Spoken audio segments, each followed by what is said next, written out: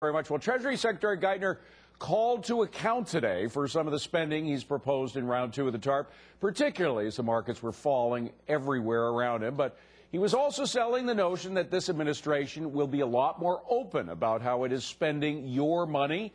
Do critics buy that? Let's ask one of them. Republican representative from Texas, Jeb Hensarling, joins us now. Congressman, great to see you. You know, we're on the same kind of crusade. As you know, Fox Business is suing both the Treasury and the Federal Reserve to try to get access to information that they simply won't give us. Do you believe that the Obama administration, with Tim Geithner at the lead, is going to be more open? Well, I certainly hope so. I would like to take the man at his word, and clearly this is a program that cries out for more transparency, more taxpayer accountability.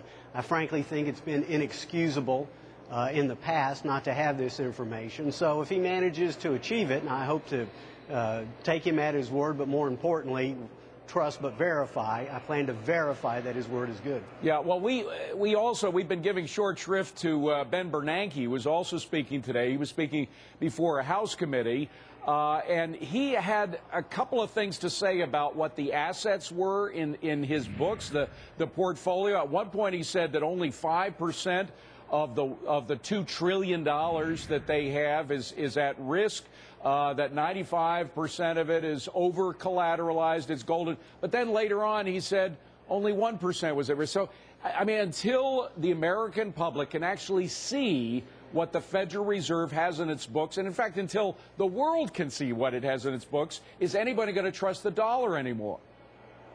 Well, I seriously doubt it. And one thing that at least hope comes out of Chairman Bernanke's appearance and Secretary Geithner's press conference, we need certainty.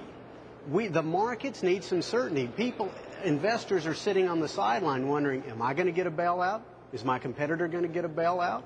Is my customer going to get a bailout? At least define the rules and let the taxpayer, the poor beleaguered taxpayer, who's being exposed to all this risk, being told he has to pay for it involuntarily, let him and her know what are they investing in. And so to me, it seems like a fairly simple recipe. Again, I just, at this point, would like there to be some certainty in the markets so that we can have voluntary capital from investors and less involuntary capital from taxpayers working on the problem of creating jobs, preserving jobs, and extending and growing the family paycheck. By the way, we didn't even talk about this monstrosity, which is the bill. I call it monstrosity because it is a monster. It's a monster of a bill. Some people call it stimulus. Some people call it spending. I'm just going to call it a monster because it's a lot of pages. There is, I'm sorry, President Obama, but there is pork in this bill. So we won't even deal with that. Let's focus on what the Fed and the Treasury are doing with regard to the banking system. Do you see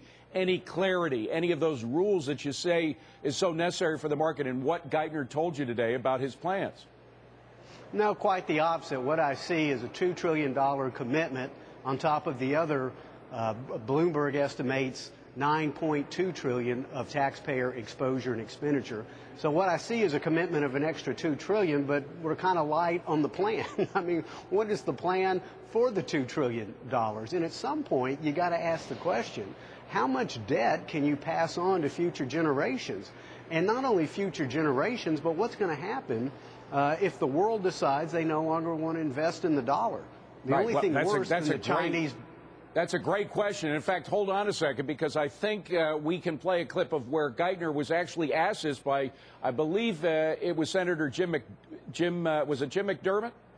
Jim DeMint. Senator Jim DeMint had Geithner on the firing line. Let's listen. Where are we going to get this money? Who's going to lend it to us? Are we going to print it or borrow it? And where are we going to get it? I mean...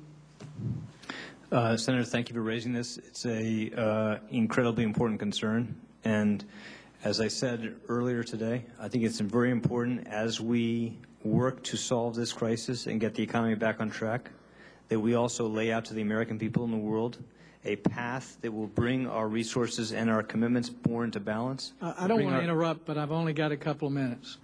Are we going to borrow it or print it, and where will we borrow it from? We are going to borrow the resources necessary to solve this problem. Who will buy these notes? People in the United States and around the world. Yeah, well, you know, that and $2 will get you on the subway here in New York. I mean, we've got no guarantee that people here in the United States and people around the world will buy U.S. debt if they don't think the U.S. is a good bet. Well, absolutely. As I've said before, the only thing worse than the Chinese buying our debt is the Chinese not buying our debt.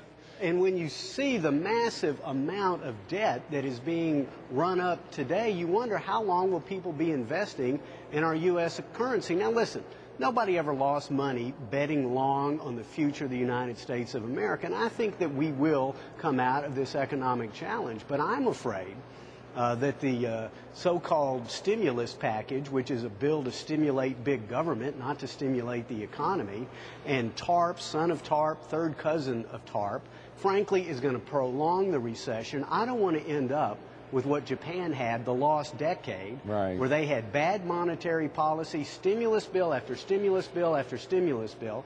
They ran up the highest debt per capita of any industrialized nation in the world. It was awful. But, Congressman, the question is, we know what's going to happen. I mean, eventually we're going to have a bill that's going to include a lot of Geithner's ideas as well as all the spending.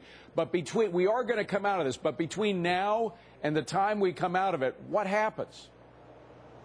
Well, I think, frankly, it could be in for a long, painful slug. I'm afraid we could have stagflation like we had in the late 70s with double-digit inflation rates, double-digit interest rates, and I don't think it has to be that way. Now, granted, we have very challenging economic times, but what we need to do is not have theory and not have more politics. What we need is proven recipe for economic growth, which is to lower marginal rates. I would zero out the capital gains tax for 2 years. I would make sure that small businesses can keep the jobs they have, grow bigger jobs tomorrow. And listen, I'm a conservative. I don't like to see all this taxpayer exposure, but I would be willing to work on an insurance program for these mortgage-backed securities on a temporary basis that has an exit strategy to it, and we've seen no exit strategy from the Federal Reserve. Yeah, we haven't even seen the beginning of an exit strategy, no. let alone one that works. Congressman, we've got to leave it at that. Congressman Jeb Hensarling, good to see you. Thank you very much for being here, Thanks. sir. Appreciate it.